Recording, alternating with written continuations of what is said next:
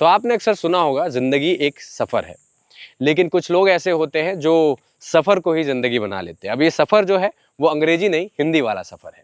आज एक ऐसे इंसान से मुलाकात होगी जो अपने जीवन में सफ़र को ही अपना जीवन बना बैठे और वो ट्रैवलिंग करते करते पूरे इंडिया को छान मार चुके हैं। और आप उनके बारे में जानेंगे तो बहुत ज़्यादा उनके बारे में जब आपको पता चलेगा तो आपको काफ़ी ज़्यादा इंटरेस्ट भी आएगा और साथ में ऐसी बातें जानने मिलेंगी जो हमको इंडिया के बारे में नहीं पता, क्योंकि ये ग्राउंड लेवल पे रह के पूरा एक एक कोना कोना चप्पा चप्पा छान मारकर इंडिया को घूम रहे हैं और इंडिया को करीब से जानने की कोशिश कर रहे हैं। आज मिलने वाले हम गड्डीबाज यूट्यूब चैनल और इनके जो मेन किरदार है अनुपम भैया जी से, जिनसे हम मुलाकात करने वाले।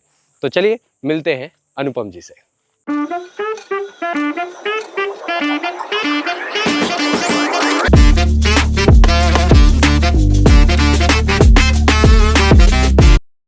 सो हेलो अनुपम भैया, welcome to AD podcast. Thank you. और आज के इस पॉडकास्ट की सबसे खास बात ये बताना चाहूँगा कि हम जो ये पॉडकास्ट कर रहे हैं, क्योंकि ट्रैवलिंग बेस्ड ये पॉडकास्ट हो रहा है, क्योंकि आपका ऑलरेडी नीश ट्रैवलिंग का है, गड्डीबाज आपका यूट्यूब चैनल है, तो हम चाह रहे थे कि ऐसा पॉडकास्ट हो कि हम कहीं घूमने जाएं और वो पॉडकास्ट वहाँ पे किया जाए। तो आज हम हैं यार भोरम देव में, जो एक बहुत प्रसिद्ध मंदिर है छत्तीसगढ़ का और पूरे इंडिया में इसे जाना जाता है। तो चलिए आगे बढ़ते हैं और सिलसिला शुरू करते हैं पॉडकास्ट का।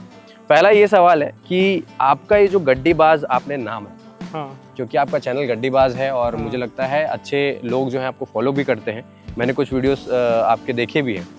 तो ये नाम कहाँ से आया? क्योंकि नाम बड़ा काफ़ी यूनिक सा नाम है, गड्डीबाज करके। देखिए जब YouTube चैनल अपना चालू किया था तो एक यूनिक नाम रखना था। हाँ, तो बहुत सारे नामों पे सोच विचार हुआ और कई लोगों से मैंने एडवाइस ली, हाँ, अपने सारे दोस्तों से, रिलेटिव से कि क्या नाम रखा जाए। हाँ, बहुत सारे नाम आए, उसमें ये जो नाम था गड्डीबाज, ये मेरे को एक बार में पसंद आ गया।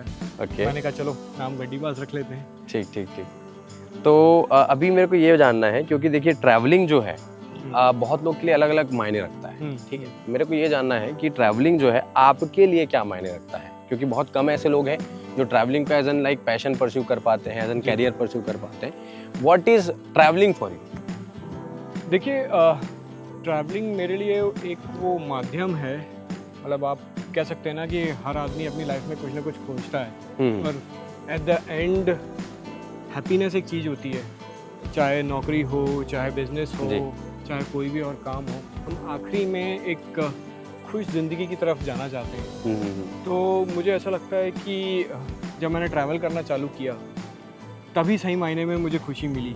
तो यहीं से कहीं से गड्डीबाज बाहर निकल के आया। Okay okay okay okay okay. मतलब ट्रैवलिंग जो है आपके लिए अंदर से सुकून, एक पीस बिल्कुल देने वाली चीज़ है। ट्रैवलिंग क्योंकि बहुत लोग करते हैं और काफ़ी लोगों का पैशन भी है, काफ़ी लोग चाहते हैं मगर नहीं कर पाते हैं। क्या लगता है अगर कोई एक ट्रैवल करना जब शुरू करे इंसान, तो क्या चेंज आ सकता है उसके जीवन में? आपके लाइफ में क्या चेंज आया है ट्रैवल को लेकर? देखिए लाइफ में चेंज ये आया है कि हर चीज़ को देखने का, अपनी लाइफ में प्रॉब्लम्स आती हैं, हर प्रॉब्लम को देखने का आपका जो पॉइंट ऑफ व्यू होता है वो बहुत चेंज हो जाता है। इसको अगर मैं एक छोटे से एग्जांपल से आपको एक्सप्लेन करूं तो कई बार ऐसा होता है कि आप अपने घर में रहते हैं और काफ़ी डिप्रेस्ड हो जाते हैं। हाँ। और घर में बैठे रहते हैं काफ़ी देर तक सोचते रहते हैं और ऐसे कई दिन हमारे निकल जाते हैं जी। उसी टाइम पे हम सब ने ये नोटिस किया होगा कि अगर हम घर से बाहर उठ के बाहर निकलें, अपने कुछ दोस्तों से मिलें, थोड़ा आसपास घूम लें, ज़रूरी नहीं है कि आप गाड़ी से घूमें, थोड़ा पैदल चल लें, तो हमारा माइंड बहुत जो टेंशन है वो थोड़ा सा रिलीज़ हो जाता है। इसी का एक बड़ा फॉर्म हम बोलेंगे हम ट्रैवलिंग में देखते हैं। अगर आप लॉन्ग डिस्टेंस ट्रैवल करते हैं, अलग अलग जगहों पे जाते हैं, आपकी वाइब्स चेंज होते हैं, आप अलग अलग लोगों को देखते हैं, सबकी जीवन शैली देखते हैं, ये देखते हैं कि लोग उनके पास कितने संसाधन हैं और उन संसाधनों में वो किस तरीके से रह रहे हैं, तो आपको बहुत सारी रोशनी मिलती है और फिर हर चीज़ को देखने का जो आपका नज़रिया है वो चेंज हो जाता है। बिल्कुल बिल्कुल बिल्कुल। मैंने आपका अभी चैनल जो है ना लास्ट चेकआउट किया था। हाँ। तो उसमें आप अभी रिसेंटली बहुत अभी की बात है कि आप उत्तराखंड घूम कर आए। बिल्कुल। ऐसी क्या खास बात लगी उत्तराखंड में? क्योंकि बहुत लोग उत्तराखंड जाते हैं और मेरा ये मानना है कि एक होता है टूरिस्ट जो बस जगह कवर करना चाहता है, एक होता है ट्रैवलर जो उसको जानना चाहता है, और मुझे लगता है आपके अंदर ट्रैवलिंग छुपा है, ट्रैवलर छुपा है। बिल्कुल। तो उत्तराखंड में क्या बातें आपको नजर आई अचानक जो आप अभी घूम के आए और वहाँ के एक्सपीरियंस? देखिए उत्तराखंड के 2 हिस्से हैं। पहले मैं बता दूं कि मैं गया कहाँ था। एक हिस्सा है 4 धाम का जो हम सब जानते हैं, बद्रीनाथ, केदारनाथ, जी। यमुनोत्री, वो गढ़वाल का हिस्सा है। और एक हिस्सा है कुमाऊं का जिसमें पिथौरागढ़ और ये सारे पिथौरागढ़, मुंशियारी, ये सारी जगह आती हैं। तो मैं जो कुमाऊं वाला हिस्सा था वहाँ पे गया था। जब भी मैं ट्रैवल करता हूँ कोशिश करता हूँ कि होटल्स में ना रुकूँ, छोटे छोटे गाँव में जो होम स्टेज बने हैं वहाँ पे रुकूँ। अब मैं कई सारी जगह जा चुका हूँ। उत्तराखंड के बारे में अगर आप कुछ फ़र्क बोलेंगे तो मैं बोलूँगा कि वहाँ का खाना काफ़ी डिफरेंट भी था और ऐसा भी था जो हमें पसंद आए। कई बार हम अलग अलग जगहों पे जाते हैं, नॉर्थ ईस्ट जाते हैं, कश्मीर जाते हैं, लद्दाख जाते हैं, कई बार खाना अलग रहता है लेकिन हमें पसंद नहीं आता। लेकिन उत्तराखंड का जो खाना था, एक भी ऐसी चीज़ नहीं थी जो मुझे पसंद नहीं आई। क्या बात। वहाँ का जो खाना था, लोकल खाना जो वहाँ के लोकल मसालों से बनता है, उसका स्वाद बिल्कुल लाजवाब था। तो ये एक चीज़ बड़ी यूनिक लगी मेरे को उत्तराखंड। ओके, मतलब ये है कि उत्तराखंड देखने से जैसा लगता है वैसे ही वहाँ पे जाने से भी आभास होता है। और वहाँ के खानों में जिस तरीके से आपने बताया, तो मसाले, एक पॉइंट मैं यहाँ पर अंडरलाइन करता हूँ कि मसाले की बात करी आपने, तो ऐसी क्या खास बात थी मसालों में? क्योंकि हम मसाले तो यहाँ पे भी यूज़ करते हैं। देखिए जैसे हमारे घर के खाने में हम लोग क्या यूज़ करते हैं, धनिया पाउडर, लाल मिर्ची, हल्दी, ये सारी चीज़ें हम यूज़ करते हैं। वहाँ पे जो मसाले बनते हैं वो जंगलों में जो पेड़ पौधे उगते हैं वहाँ से वो मसाले निकाल के लाते हैं और बिल्कुल रॉ वो डाल के खाने में छौंका मारते हैं। तो इसीलिए जब इस तरह से रॉ चीज़ें आती हैं, हमारे जो मसाले रहते हैं ठीक है अच्छे रहते हैं लेकिन वो प्रोसेस्ड रहते हैं। लेकिन वहाँ के जो मसाले होते हैं वो प्रोसेस नहीं होते, वो खुद जाते हैं जंगलों से उन मसालों को लेके आते हैं और खाने में डालते हैं। और पूरा उत्तराखंड का एक बहुत बड़ा हिस्सा उन्हीं मसालों से खाना बनाता है। वहाँ पे हमारे जैसे हम जो मसाले यूज़ करते हैं वो यूज़ नहीं होते। ये होता है वहाँ के छोटे छोटे गांव में। अगर आप मेन जो टूरिस्ट पॉइंट्स हैं वहाँ जाएंगे, जैसे नैनीताल हो गया, ये सब जगह हो गया, ये सब जगह तो बिल्कुल हमारे जैसी हो गई है, वो भी वही खाना बनाने लगे हैं जो टूरिस्ट को पसंद आता है। लेकिन अगर आप छोटे छोटे गाँव में जाएंगे तो वहाँ के जो मसाले थे उनका स्वाद कुछ अलग ही होता है। क्या बात है, क्या बात है, क्या बात है। चलिए आगे चलते हैं और सिलसिला जारी रखते हैं।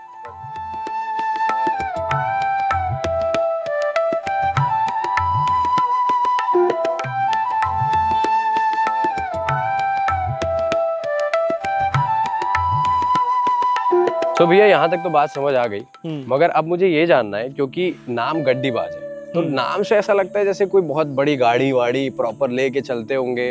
और क्योंकि ट्रैवलिंग के लिए बहुत सारी गाड़ियाँ जो है सजेस्ट की जाती है, मगर मैं आपके अंदर ये यूनिक देखता हूँ कि गाड़ी भी जो आपने यूज किया है वो मारुति की रिड्स है।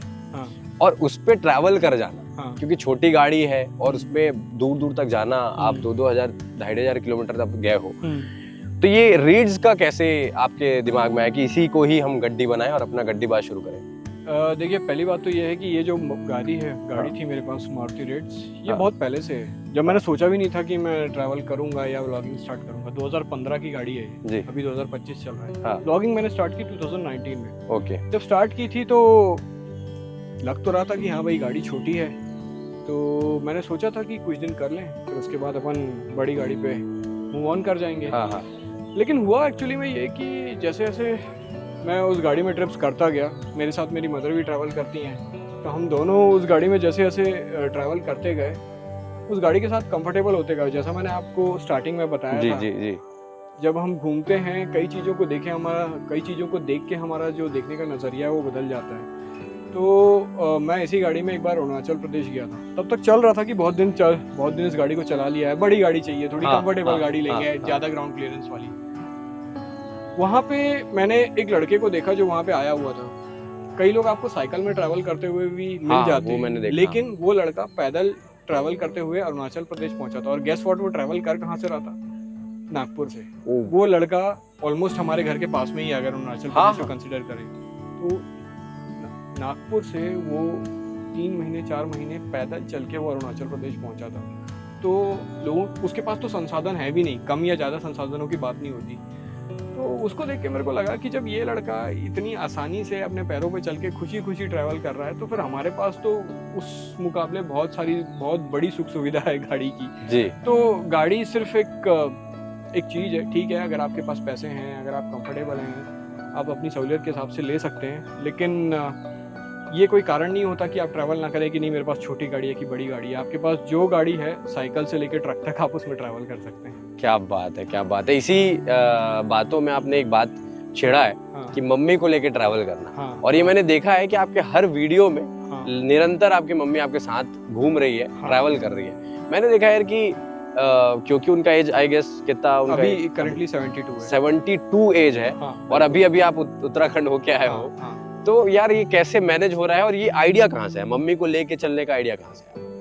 देखिए पहले तो ये आइडिया आया कि मुझे ट्रैवलिंग अपनी स्टार्ट करनी जी। है, ब्लॉगिंग चैनल चालू करना है। तो टॉपिक मैंने सोचा था कि ऐसा होना चाहिए, कुछ यूनिक होना चाहिए। ट्रैवल ब्लॉगिंग तो बहुत लोग कर रहे हैं। हाँ। आज के टाइम में आप किसी भी जगह को डालिए, आपको 1 लाख वीडियोस मिल जाएंगे हर जगह। बिल्कुल बिल्कुल।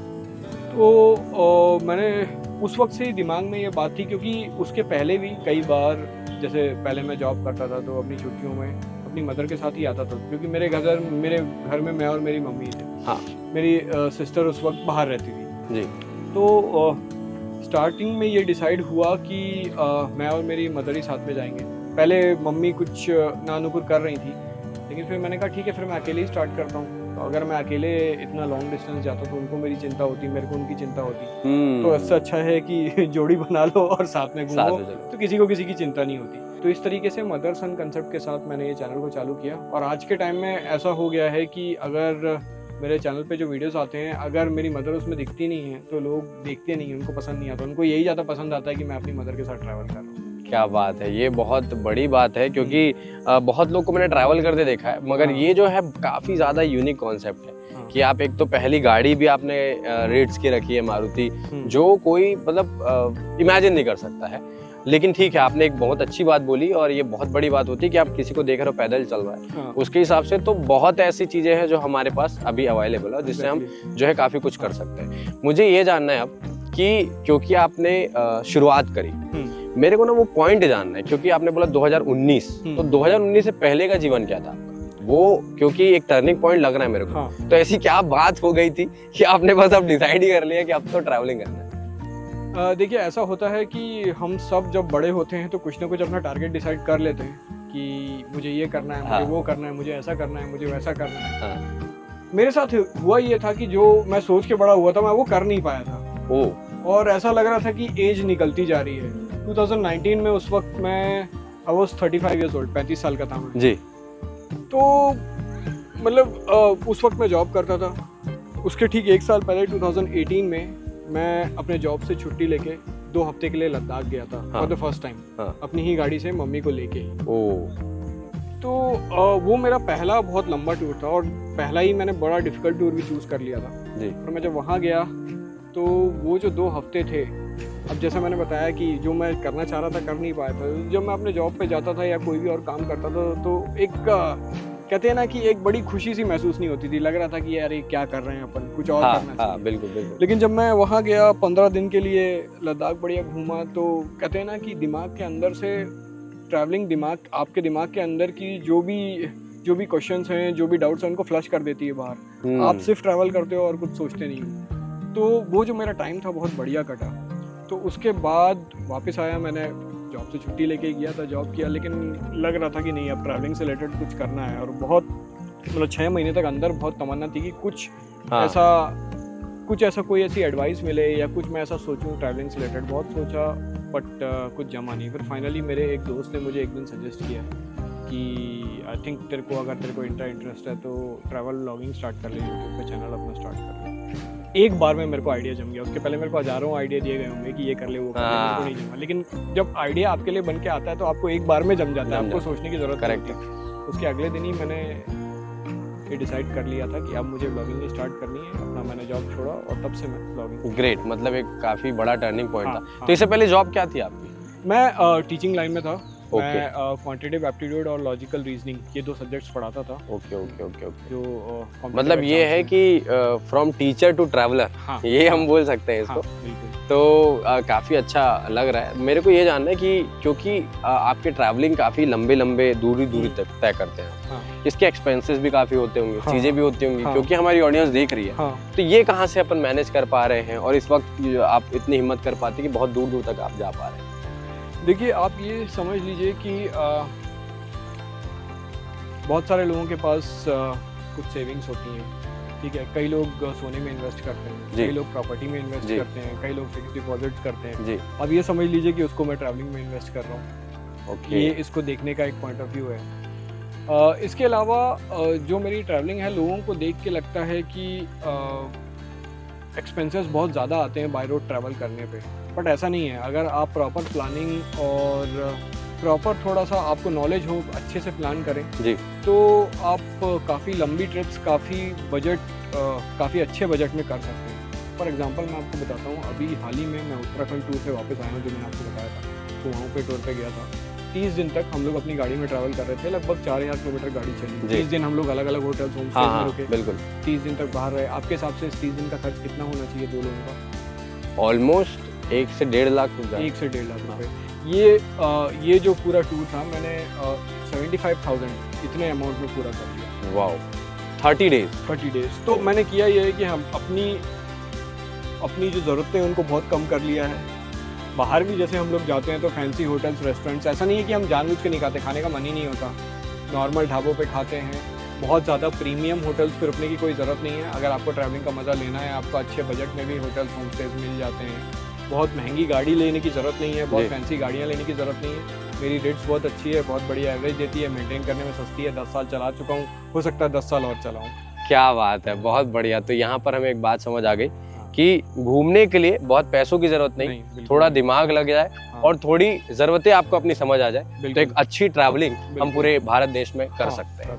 वैसे ट्रैवलिंग काफ़ी ज़्यादा खूबसूरत लगता तो है दूर से, लेकिन लास्ट हम जो अपने टीम के साथ अभी एक प्लान किए थे और लास्ट ट्रिप बनाया था हमने, तो ट्रिप करने के लिए हमने जगह जो चूज़ करी थी, हमने सोचा आउट ऑफ द बॉक्स जाते हैं। मनाली हमने पहले सोचा, लेकिन मनाली ऐसा लगा कि काफ़ी ज़्यादा क्राउडेड एरिया, तो हमने डिसाइड किया कि चलो सिक्किम की तरफ जाते हैं। तो जैसे बोला जाता है ना अक्सर कि खूबसूरत होते हैं पहाड़ बहुत, लेकिन मुझे जब मैं वहाँ गया तो उतनी डरावनी जगह भी लगी, क्योंकि जैसे जैसे हम हाइट पे जा रहे थे, एल्टीट्यूड पे जा रहे थे, थोड़ा ऑक्सीजन लेवल कम हुआ और पहली बार मेरे को ऑक्सीजन की जो कमी होती है वो एक्चुअल कैसे लगती है, कैसा फील होता है, वो महसूस हुआ। तो काफ़ी डेंजरस एक्सपीरियंस रहा हम लोग के लिए। वैसे ही आप क्योंकि बहुत ट्रैवल करते हैं, तो ऐसा तो नहीं कि ट्रैवलिंग बहुत ही खूबसूरत अगर दिख रहा है, क्योंकि हम कैमरे में देखते हैं तो हमें लगता है, मगर काफ़ी कुछ हमें पार करना होता है। तो ऐसा कोई डेंजरस एक्सपीरियंस रहा है आपका अभी तक? देखिए, एक होता है एडवेंचर और एक होता है डेंजरस।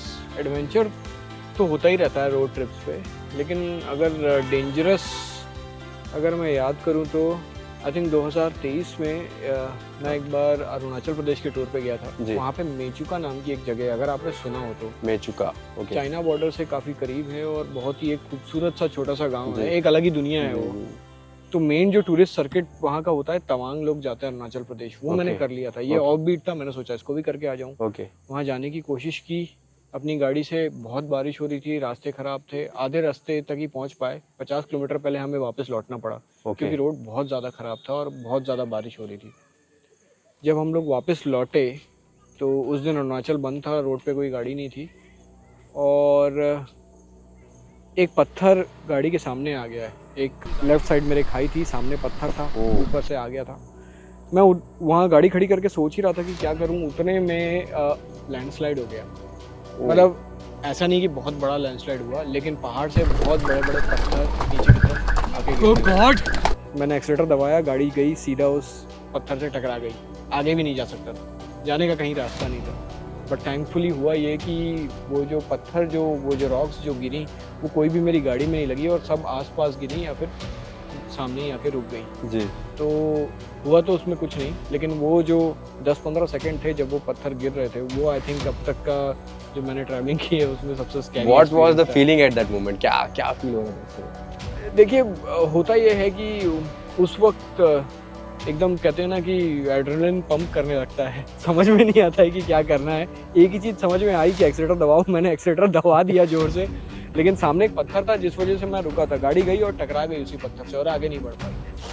बट वो पत्थर फाइनली गिरे, थोड़ा दूर ही रुक गए भगवान की दया से। पीछे से लेबर्स का ये जो वहाँ पे लेबर्स जो रोड बना रहे थे उन्हीं का एक ट्रक आ रहा था, एक आदमी उसमें से उतरा, वो आया, उसने पत्थर हटाने की कोशिश की, जब वो हटा रहा था तब भी पत्थर गिर रहे थे, वो भी फिर भागा, फिर वापस आया, लेकिन उसने पत्थर हटाया और फिर हम वहाँ से निकल गए। तो आई थिंक Okay. वो एक एक्सपीरियंस है। अब सुन के बस, हंसी आ रही है, okay, लेकिन उस okay, वक्त okay. काफी डरावना था। भगवान करे कि अभी तो और काफी हाँ। लंबा आपका सफर हो, अभी हाँ। तो मुझे लगता है काफी कुछ बचा है, अभी हाँ, बिल्कुल। आपको कवर करना है। हाँ। दूसरा सवाल ये है कि जब आपसे मेरी बात हो रही थी तो आपने ना एक जिक्र किया था कि last village of the India, हाँ। इसके बारे में आपने बताया था।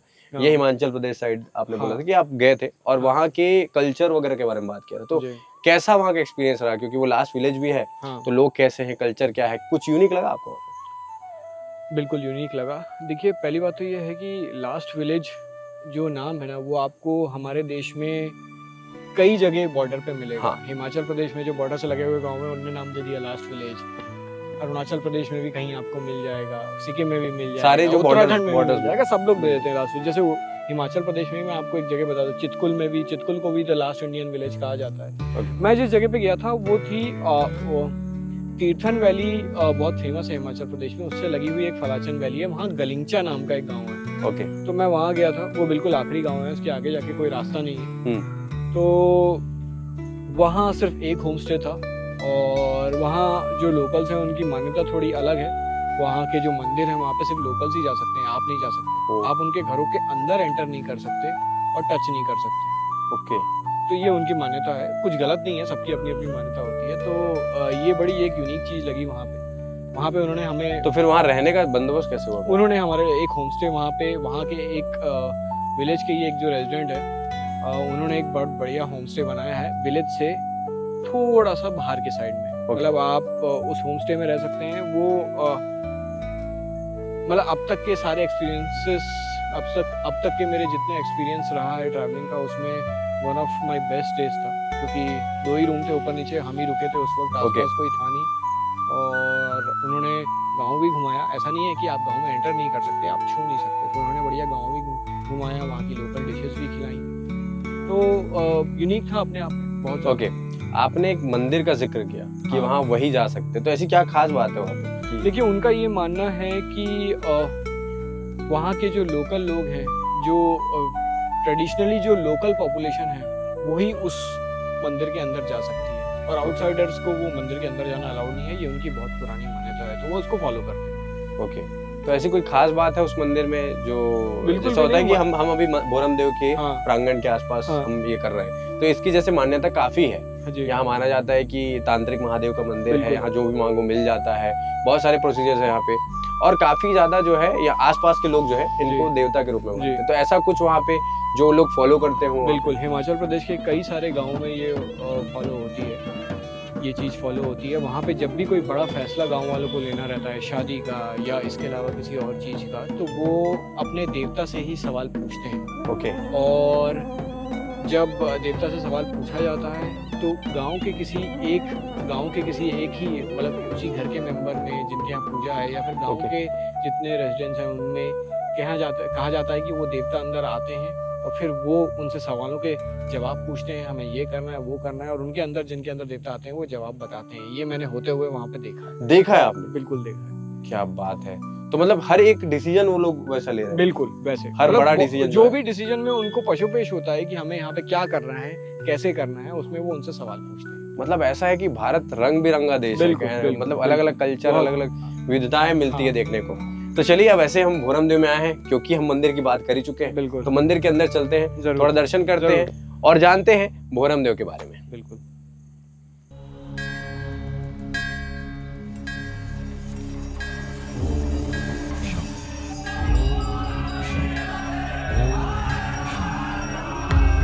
शिव शंभो ओम शं ओम शं ओम शं शिव शंभो ओम शं ओम शं ओम शं शिव शंभो ओम शं ओम शं ओम शं शिव शंभो।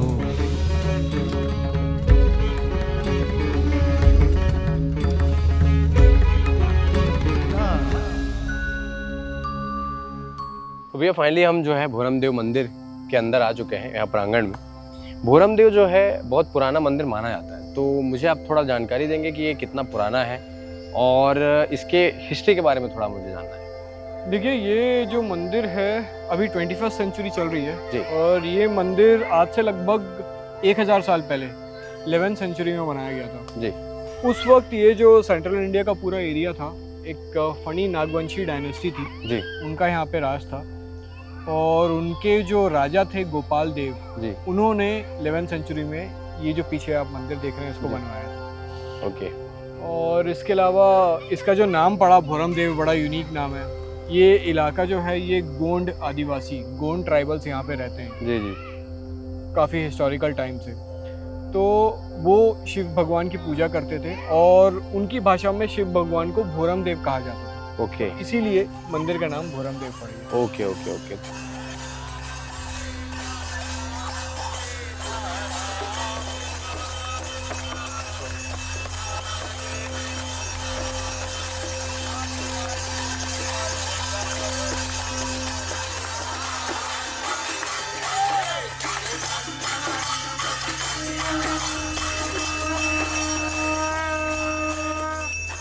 बोले सियावर रामचंद्र की जय, पवन सुत हनुमान की जय।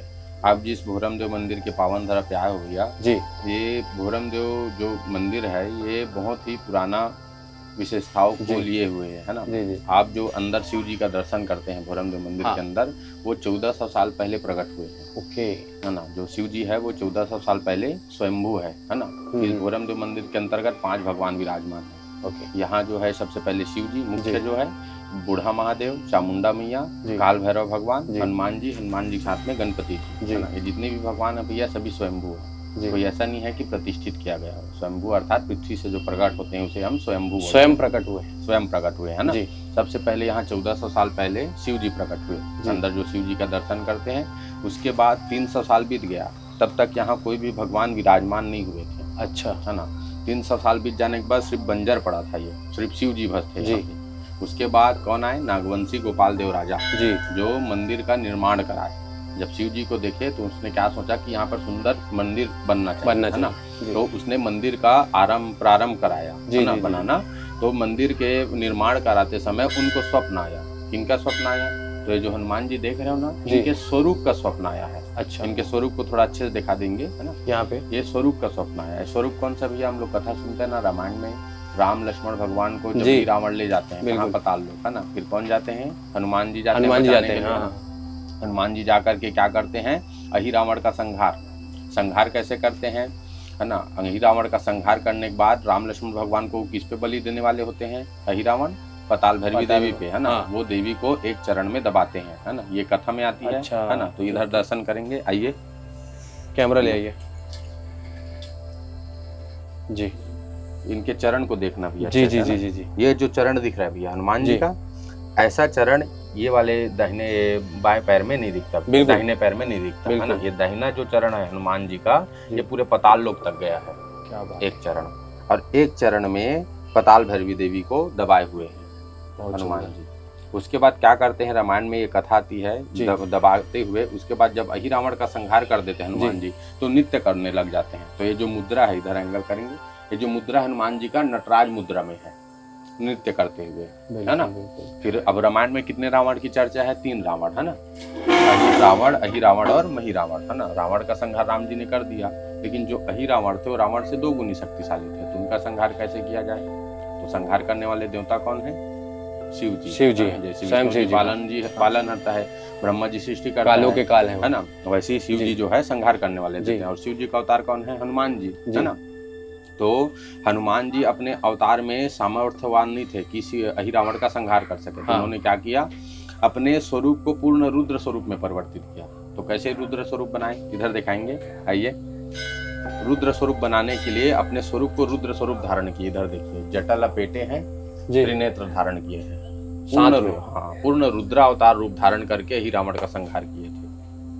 इसमें बताया जाता है कि इनके 5 रूप भी उसमें शामिल हाँ, थे। 5 मुख धारण किए थे। नृसिंह अवतार, वाराह अवतार, ये सब रूप धारण किए थे। उस 5 मुख से पहले दीप को बुझाए। 5 जो दीपक वहाँ पे जल माया रहा जो था। रचा गया था। हाँ, 5 दीपक को एक साथ बुझाना था जी। ही रावण का संहार करने के लिए। उसके बाद जब 5 मुख से दीप को बुझाए, उसके बाद फिर रुद्र स्वरूप धारण किए। विभत्स स्वरूप जिनको बोलते हाँ, हैं, है ना, विभत्स स्वरूप। उसके बाद रुद्र, क्योंकि जब तक संहार करने वाले काल के रूप में नहीं आएंगे हाँ हाँ, तब तक वैसे राक्षस का संहार कैसे करेंगे, है ना। बिल्कुल बिल्कुल। तो उसके बाद फिर संहार किए, है ना। फिर और इधर आई भैया, ये एक हाथ में हनुमान जी जो है, साइड से आइए, यहाँ आ जाइए। ये जो यहाँ हनुमान पे जी भैया एक हाथ में शिवलिंग धारण किए। शिवलिंग वहाँ पे जो है, वहाँ ये पर जो शिवलिंग है दर्शाया भैया गया। रामेश्वरम शिवलिंग है ना। रामेश्वरम शिवलिंग। हाँ, जी। रामायण में कथा आती है ना, जी। रामायण में जो कथा आती है, राम सेतु निर्माण से पहले राम जी बोलते हैं हनुमान जी हाँ को हाँ हाँ, कि शिवलिंग लेकर आओ, राम सेतु निर्माण से पहले कि शिवलिंग का अभिषेक करेंगे। तो फिर हनुमान जी को लाने में देर हो जाती है, तो स्वयं फिर रामेश्वरम का प्रतिष्ठा करते हैं राम जी। तो जो हाथ में रह गया, तो शिवलिंग आज भी हनुमान जी के हाथ में विराजमान है। बिल्कुल बिल्कुल। यहाँ पर गणेश जी भी हमको देखने वो मिल भी रहा है। गणेश जी भी है। जी। जैसे कथा में जो आती है, चाहे समुद्र मंथन हो, है ना, चाहे राम सेतु निर्माण हो या जी। कोई भी कथा हो, स्वयं भगवान भी गणपति जी की आराधना किए हैं, बिल्कुल बिल्कुल। ताकि कोई भी प्रकार का शुभारंभ विघ्न न हो, कर सके है ना, कोई भी। विघ्न न हो, इसलिए विघ्नहर्ता की ये स्मरण किया। तो साथ में गणेश जी भी गए थे, तो दोनों ही रावण का संहार करने के बाद नृत्य करने लग गए। और ये सिद्धपीठ हनुमान जी के नाम से प्रसिद्ध है भैया। यहाँ कोई भी मनोकामना हो, यहाँ नारियल बंधन होता है। जी। ऊपर दिखा देना भैया, यहाँ नारियल बंधन होता है, हर मनोकामना यहाँ पूर्ण होती है। बिल्कुल। और जैसे मैंने शुरू में बताया ना कि राजा गोपाल देव के स्वप्न में आए थे, तो जी। राजा ने क्या किया, जो स्वप्न में स्वरूप का दर्शन किया था, उसने परीक्षा लेने के लिए वो स्वरूप को, जो उस समय मंदिर निर्माण करा रहे थे, वो स्वरूप को इस मंदिर में अंकित कराए। ये जो स्वरूप है अंकित कराए, वो अंकित करवाने के बाद वैसी स्वरूप में प्रकट हुए हनुमान जी, आपको अच्छा, दर्शन अच्छा। कराते हैं। ये जो है ना, मतलब महाराज के उसमें आया था सपने में। वो देखो हनुमान जी है ना किनारे पे, देखो कॉर्नर जो पैर देखो, पे वो स्तंभ के रखे जो हुए हैं, बगल में है ना, वो पहले वाला। से बना दिए थे, बाद में हाँ। प्रकट हुए हैं। वो पहले राजा के स्वप्न में जब आए ना, तो राजा जो वो स्वरूप यहाँ प्रकट होंगे कि नहीं, उसके लिए मंदिर निर्माण कराते थे, उस समय अंकित करवा, फिर वैसी स्वरूप में यहाँ प्रकट हुए। सेम ये टू जो सेम। स्वरूप है वही स्वरूप है ये हनुमान जी। ये जो घोरम जो मंदिर है भैया, इसके ना बहुत सारी विशेषताएं हैं। यहाँ जो ये क्षेत्र है, परिक्षेत्र है ना, इस परकोटे के अंदर इतनी बड़ी बड़ी विशेषता है। जैसे पारस पत्थर के बारे में आपने सुना होगा, है ना? हाँ, पारस पत्थर। पारस पत्थर पूरे विश्व में 2 ही जगह माना जाता है। एक एमपी महोबा में, हमारे भारत में बता रहा हूँ, पूरे विश्व मुझे नॉलेज नहीं है, हमारे भारत में 2 जगह पता चला है कि जहाँ पारस पत्थर है। एक है एमपी महोबा जी, है ना, और दूसरा है हमारे भोरम देव जो सरोवर देखोगे आप, जी। जो सरोवर के नीचे में है। जी।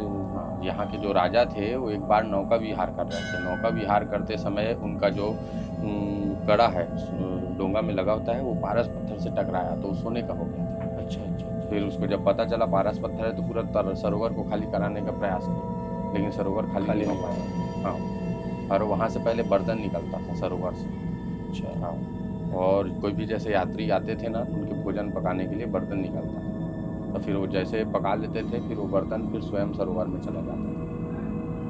अच्छा, मतलब काफी कुछ। और माना जाता है कि पुराने से हम लोग बताते हैं कि वो सरोवर के नीचे में मंदिर है, अच्छा, शिव जी का। हाँ, और आज भी इस घोरम देव मंदिर के अंतर्गत जो राजा थे, वो आज भी रात को अभिषेक करने आते हैं स्वयं। हाँ, स्वयं आते हैं। राजा और आज जी। कभी कभी मंदिर से आता है, सुने हैं अच्छा, आसपास अच्छा। के लोग। आसपास के लोग यहाँ पे। सुने हैं ऐसा। इसलिए जल्दी बंद हो जाता है मंदिर। अच्छा अच्छा अच्छा। मुझे एक चीज़ और वो करना है कंफर्म, कि जैसे अगर कोई आना चाहता है भारतवर्ष से कहीं से भी, तो हम इसका एड्रेस कैसे दें, कैसे आना, कैसे छत्तीसगढ़ में आकर के, है ना, रायपुर जिला, रायपुर स्टेट के अंतर्गत, है ना, कबीरधाम जिला के, कबीरधाम से आओगे, कंवर्धा से 20 किलोमीटर की दूरी पर है भोरम।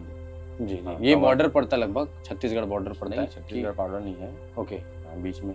ये बीच में ही पड़ता है। ठीक ठीक ठीक ठीक ठीक। इसके बाद फिर एमपी भी लग जाता है। एमपी यहाँ से भैया करीब लगेगा 80 किलोमीटर उधर। 80 किलोमीटर। हाँ, ठीक ठीक ठीक, मतलब लगभग। और ये पहाड़ी क्षेत्र है, काफी पहाड़ी अच्छा क्षेत्र है, सुंदर है, बढ़िया नज़ारा है यहाँ का। ठीक ठीक ठीक, बहुत बहुत शुक्रिया। तो फाइनली मांडवा महल हम आ गए, एंड आप बता रहे थे कि यहाँ भी बहुत खास बातें हैं, हाँ। और इसके पीछे काफी बड़ा हिस्ट्री है। हाँ, तो क्या हिस्ट्री है यहाँ का?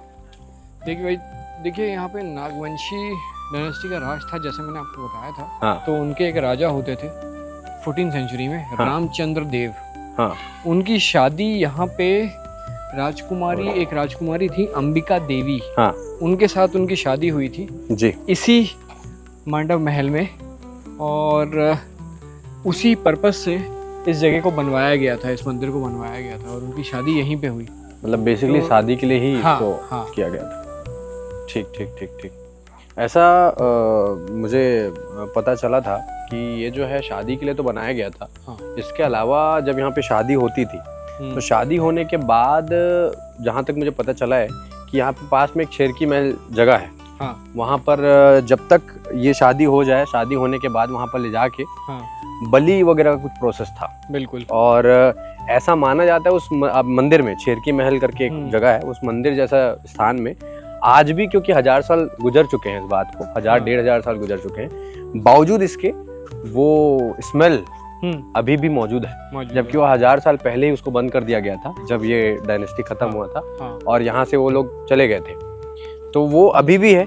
और ऐसे कई रहस्यमयी जगहें हमारे छत्तीसगढ़ में है।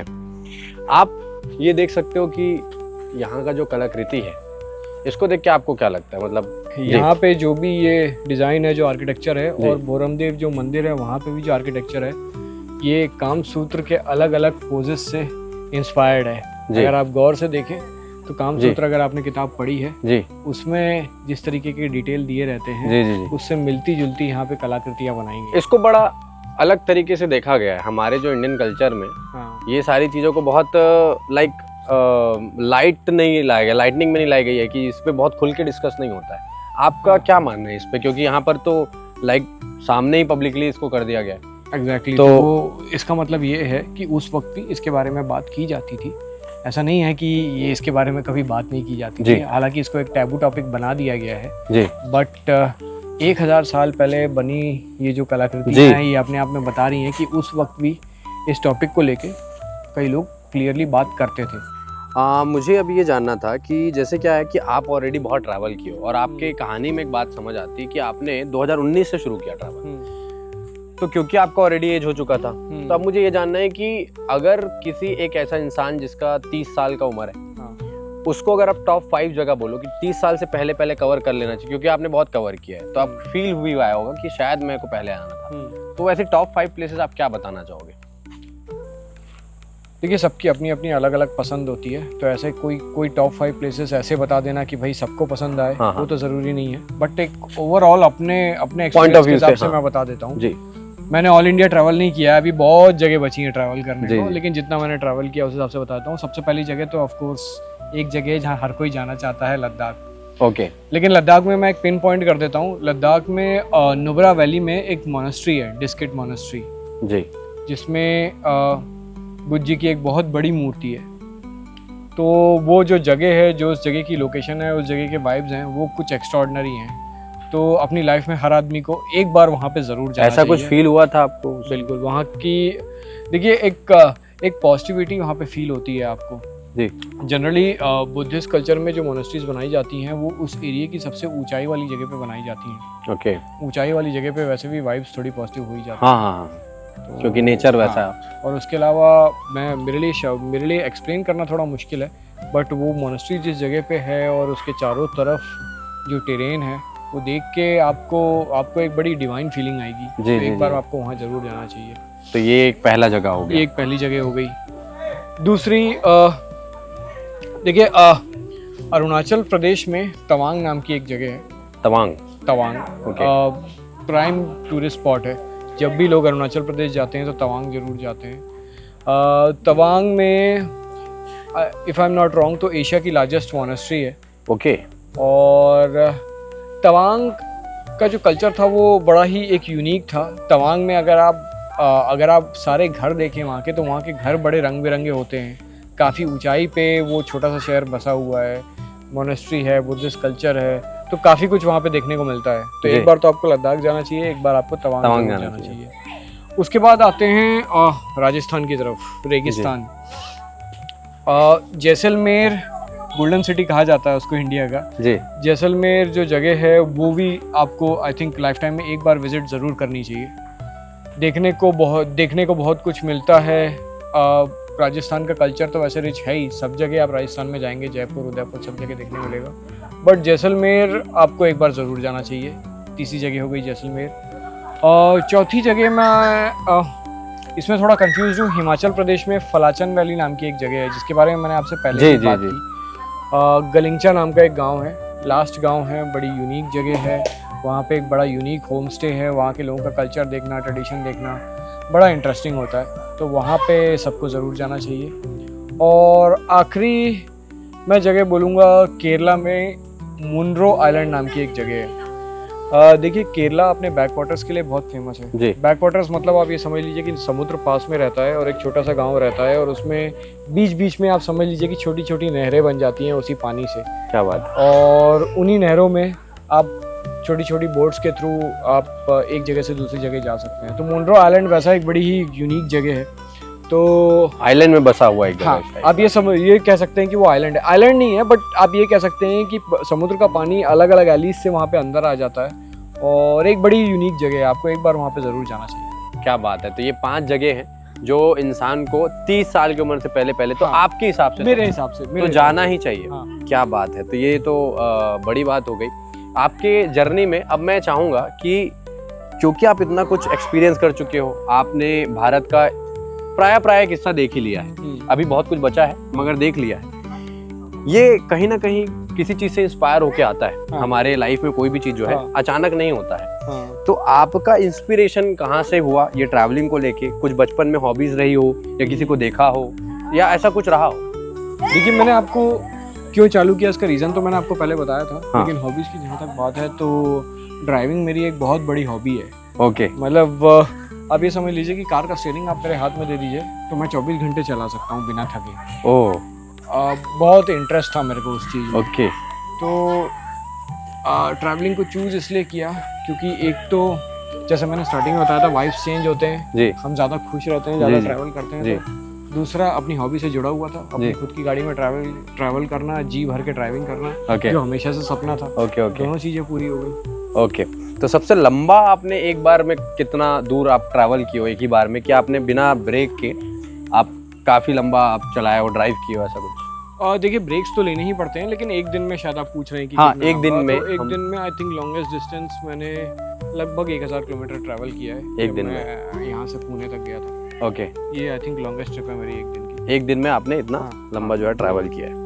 ओके। तो फाइनली अनुपम भैया, बहुत अच्छा लगा बात करके, और हम लास्ट छोर की तरफ आ चुके हैं पूरे इस पॉडकास्ट के। बातचीत में बहुत कुछ जानने को मिला, मगर एक सवाल ना मेरे मन में चल रहा है। सवाल ये चल रहा है कि क्योंकि आप मम्मी जी के साथ आप ट्रैवल करते हो, माता जी के साथ, तो एज भी काफ़ी है आप बताएं, तो ऐसे क्या प्रिकॉशंस आप लेके चलते हो क्योंकि काफ़ी एज है? दूसरी चीज़, हमें भी अगर नॉर्मल हम ट्रैवल करें तो कैसे प्रिकॉशंस लेने चाहिए, क्योंकि काफ़ी लंबा ट्रैवल होता है कई बार? देखिए, प्रिकॉशंस में सबसे पहली चीज़ होती है, आप ट्रैवल तब कर पाएंगे जब आपकी हेल्थ अच्छी रहेगी, और हेल्थ आपकी डाइट से जुड़ी रहती है। जी जब हम ट्रैवल करते हैं तो हमें बाहर खाना रहता है, जी जी जी और हम 3 टाइम बाहर खा लेते हैं, जी। और वो बहुत भारी पड़ जाता है। हाँ। तो हमने एक नियम बना के रखा हुआ है, जब ट्रैवल करते हैं दिन में एक ही टाइम बाहर खाते हैं, ओके रोटी चावल सब्जी जो भी हम लोग खाते हैं, और कोशिश करते हैं कि सुबह और रात को सलाद, फ्रूट्स, इन सब चीज़ों को खाएं, ओके और किसी भी तरीके का अन्न ग्रहण ना करें। अन्न ग्रहण करने का टाइम दोपहर का रहता है। ओके। अगर आप एक ही डाइट लेंगे तो आप बहुत फिट रहेंगे, और Okay. आपका पूरा ट्रैवल बहुत अच्छा जाएगा। आई थिंक सबसे बड़ा प्रिकॉशन तो यही है, कम खाएं और स्वस्थ रहें। क्या बात है, बहुत बढ़िया।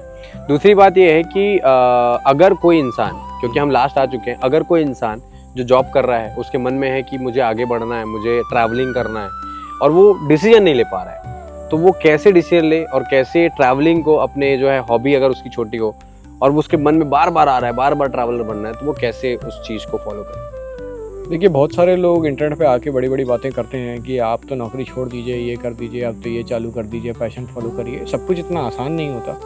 तो जो भी आदमी ये करने का सोच रहा है, पहली बात तो ये है कि सबसे पहले वो खुद ही डिसीजन ले सकता है, कितनी जिम्मेदारी उसके ऊपर है, और जो जॉब कर रहा है वो किस जगह पे पहुंचा हुआ है, उसको छोड़ के ये काम स्टार्ट करना, फाइनेंशियली अपनी फैमिली को सपोर्ट करना, ये सब पॉसिबल है कि नहीं वो बेहतर जान सकता है।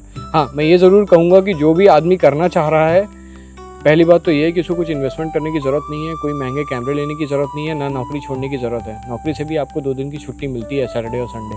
अपने आप को 2 महीने दीजिए, और हर हफ्ते सैटरडे संडे अपने शहर में या आसपास जाके कहीं ब्लॉग बनाइए। अगर आप 2 महीने तक लगातार ब्लॉग बना सकते हैं तो आप जनरली इंटरेस्टेड हैं, क्योंकि हम लोग कई बार ये करते हैं कि कोई भी नया काम कर लेते हैं और फिर बोर हो जाते हैं बहुत जल्दी। नौकरी छोड़ के ऐसा काम नहीं किया जा सकता। तो अगर आप नौकरी में रहते हुए इसे कर सकते हैं तो ज़्यादा बेटर है। ओके, मतलब रह के एक बार आप देख लीजिए हाँ। कि आप कितना घूमने लायक हैं, क्या है, तो आप एक श्योर हो सकते हैं कि हाँ आप उसके लायक बने भी हैं बिल्कुल, और आप बिल्कुल। आगे बढ़ सकते हैं। बिल्कुल। तो बहुत अच्छा लगा बात करके, बहुत कुछ जानने मिला। हम भोरमदेव में हैं और भोरमदेव में काफ़ी अच्छा मौसम है, बारिश का मौसम है। काफ़ी कुछ जानने मिला भोरमदेव के बारे में, मंदिरों के बारे में और माड़वा महल के बारे में जहाँ हम बैठे हुए हैं। इसके अलावा आज का पूरा पॉडकास्ट आपके साथ था, आपके बारे में जानने मिला। तो इसी के साथ इस पॉडकास्ट को यहीं पे ख़त्म करते हैं, यहीं पे समाप्त करते हैं। गाइस, अगर आप ये पॉडकास्ट यहाँ तक देख चुके हैं, इसका मतलब ये है कि आप काफ़ी ज़्यादा इंटरेस्टेड है ट्रैवलिंग और पॉडकास्टिंग में। आपको जानने को मज़ा आता है, हर नई चीज़ के बारे में, हर नई चीज़ के बारे में समझना मज़ा आता है। तो इसी के लिए चैनल को सब्सक्राइब कर लीजिए, लाइक करके जाइए अगर पूरा वीडियो अच्छा लगा हो, और अगर कोई बात आपको प्यारी लगी हो उसको कमेंट में शेयर कीजिएगा। मिलेंगे बहुत जल्द नए पॉडकास्ट के साथ, तब तक ध्यान रखिए, ख्याल रखिए। जय श्री कृष्णा, राधे राधे, हर हर महादेव।